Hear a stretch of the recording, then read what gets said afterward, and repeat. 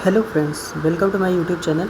तो फ्रेंड्स, आज हम बात करने वाले हैं भाषा सीखने के चरण के बारे में, स्टेप्स ऑफ लर्निंग लैंग्वेज। तो बच्चा किस स्टेज में कौन सी बच्चा कब जब पैदा होने से लेके बच्चे की उसके पूरे जीवन काल में कौन कौन से किस किस स्टेज में कौन क्या बोलना सीखता है, इस बारे में आज थोड़ी चर्चा करने वाले हैं। तो शुरू करते हैं। तो सबसे पहला पॉइंट है कूकना। 6 सप्ताह तक जब बच्चा पैदा होता है, जन्म से 6 सप्ताह तक बच्चा कूकना शुरू कर देता है। बैबलिंग मतलब बलबलाना शुरू कर देता है 6 माह में। एक शब्द बोलने लगता है, जैसे कुछ 1 साल में एक शब्द कोई मम्मी पापा या कुछ भी इस टाइप से बोलने लगता है। टेलीग्राफिक या 2 शब्द चरण 18 से 24 माह तक के बच्चों के बीच में 2 शब्द बोलने की बच्चों में क्या हो जाती है, क्षमता आ जाती है। और लंबे उच्चारण 2 से 4 साल में बच्चे धीरे धीरे मतलब जो है सेंटेंस वाइज जो भाषा होती है वो बोलना शुरू कर देते हैं। तो शुरुआत के 6 सप्ताह तक सीधे क्वेश्चन को पूछा जाता है पेपर में कि 6 सप्ताह तक बच्चों में किस प्रकार की स्किल डेवलप हो जाती है भाषा की। तो कूकने की स्किल डेवलप हो जाती है। 6 माह तक बलबलाने की। 1 साल तक एक शब्द चरण 18 से 24 माह यानी 1.5 से 2 साल। टेलीग्राफिक या 2 शब्द चरण और लंब उच्चारण 2 से 4 साल की उम्र तक। प्रोफेसर स्मिथ के अनुसार ये जो डेटा है वो अगर नॉर्मल पूछा जाता है इस तरह से कि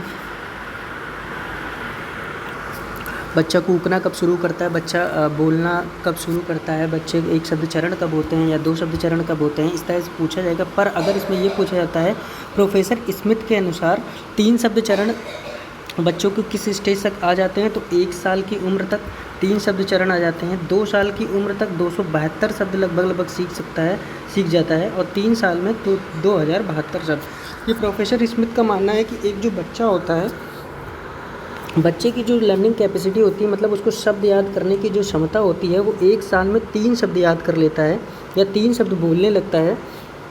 2 साल में 272 शब्द याद कर लेता है या 272 शब्द बोलने लगता है, या 3 साल में 2072 शब्द याद कर लेता है और बोलने लगता है। तो प्रोफेसर स्मिथ के अनुसार 1 साल में 3 शब्द, 2 साल में 272 शब्द और 3 साल में 2072 शब्द। ठीक है, भाषा की विधियों के बारे में बात करते हैं। भाषा की कितने प्रकार की विधियाँ मानी गई है? मुख्यतः 7 प्रकार की विधियाँ मानी गई हैं। कितने प्रकार की? 7 प्रकार की विधियाँ मानी गई हैं। तो छोटे छोटे पॉइंट्स हैं, देख लेते हैं थोड़ा सा। तो सबसे पहली विधि है व्याकरण विधि।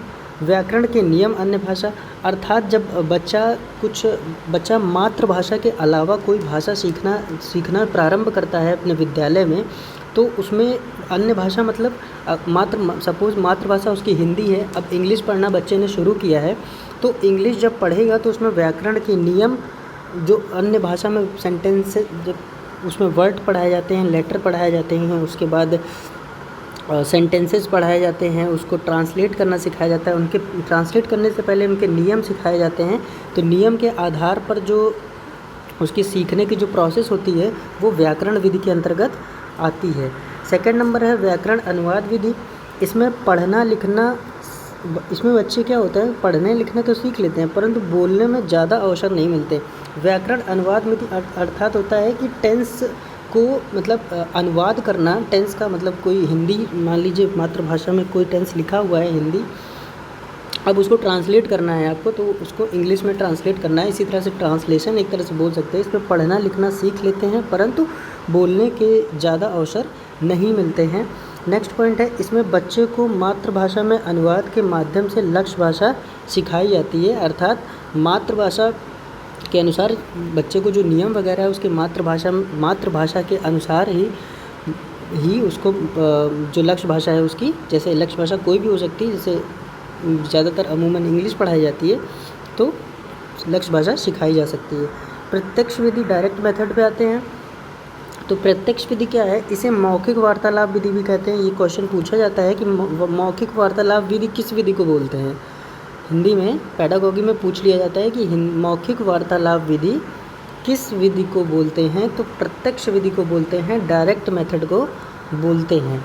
इसमें शिक्षार्थी की मातृभाषा की मध्यस्थता के बिना अन्य भाषा सिखाई जाती है, अर्थात इसमें अगर इंग्लिश सिखाई जा रही है तो इंग्लिश ही बोली जाएगी, मातृभाषा का उपयोग नहीं किया जाएगा, बिल्कुल भी मातृभाषा का उपयोग नहीं किया जाएगा। ऐसे हिंदी का यूज़ नहीं होगा। जैसे इंग्लिश की क्लास है तो पूरी इंग्लिश की क्लास बताई जाती है प्रत्यक्ष विधि में। इसमें मातृभाषा का प्रयोग नहीं किया जाता है, केवल लक्ष्य भाषा को आधार बनाया जाता है। ठीक है, डायरेक्ट विधि की बात की जाए तो मतलब है इंग्लिश की, अगर इंग्लिश की क्लास है तो इंग्लिश टू हिंदी, अगर हिंदी की क्लास है तो हिंदी टू हिंदी। ठीक है, उसमें इंग्लिश का एक भी वर्ड नहीं होगा और इंग्लिश की क्लास में हिंदी का एक भी वर्ड नहीं होगा। नेक्स्ट विधि है सम्मिश्रण विधि। इस विधि के अंतर्गत भाषा शिक्षण की प्रक्रिया के व्यवहारिक पक्षों का सम्मिश्रण है, अर्थात सम्मिश्रण विधि में सभी प्रकार की विधियों का प्रयोग किया जा सकता है। इस विधि के अंतर्गत भाषा शिक्षण की प्रक्रिया के व्यवहारिक पक्षों का सम्मिश्रण है।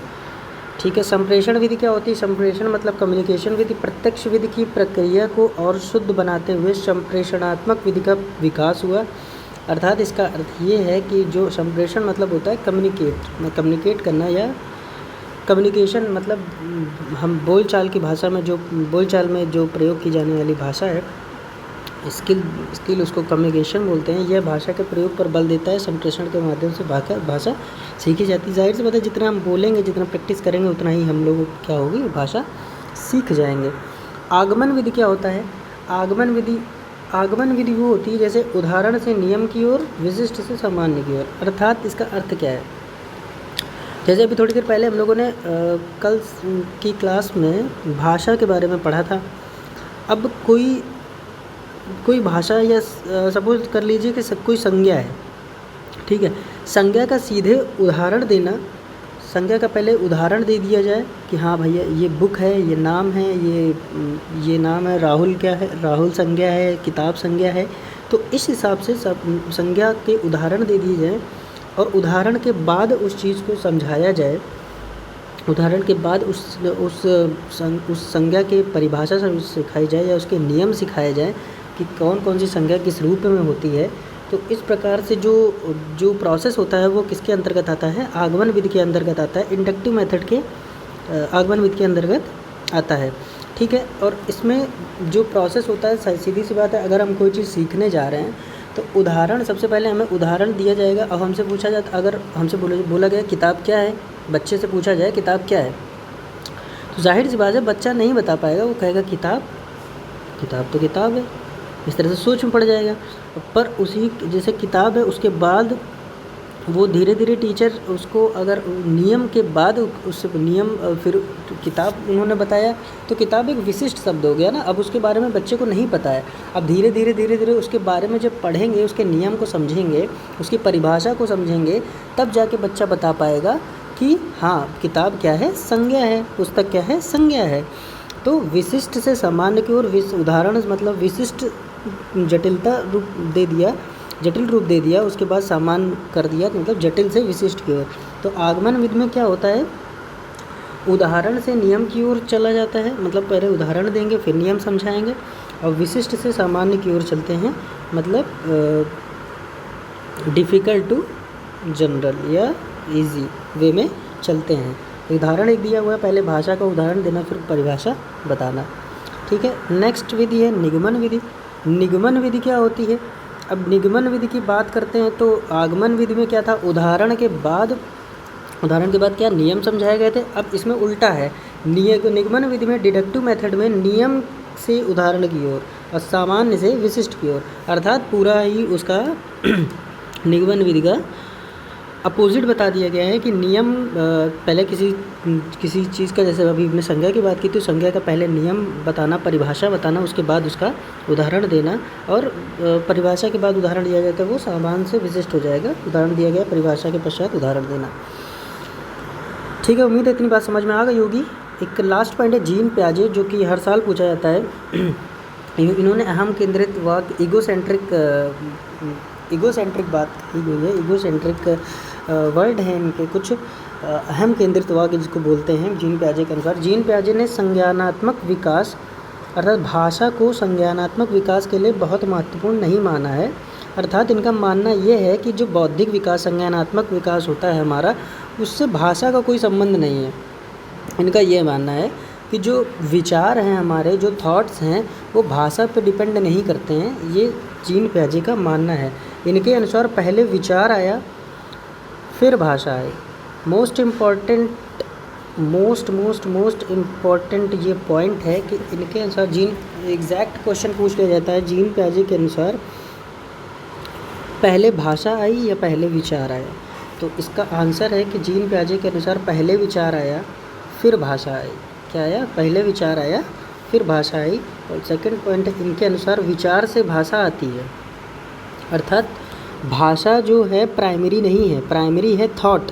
इन्होंने बताया कि थॉट प्राइमरी है, मतलब बौद्धिक जो स्तर होता है, बौद्धिक विकास, संज्ञानात्मक विकास जो होता है बच्चों का, वो उस पर भाषा पर निर्भर नहीं करता है, भाषा महत्वपूर्ण नहीं रहती है उसमें इतना। तो इसीलिए इन्होंने बोला कि इनके अनुसार विचार से भाषा आती है और विचार भाषा को सुनिश्चित भी करता है। ये जीन पियाजे का कहना है। तो इनके अनुसार पहले विचार आया फिर भाषा आई। उम्मीद है इतनी बात समझ में आ गई होगी। यही था आज की वीडियो में। अगर पसंद आया हो तो please like, share and subscribe. Thank you.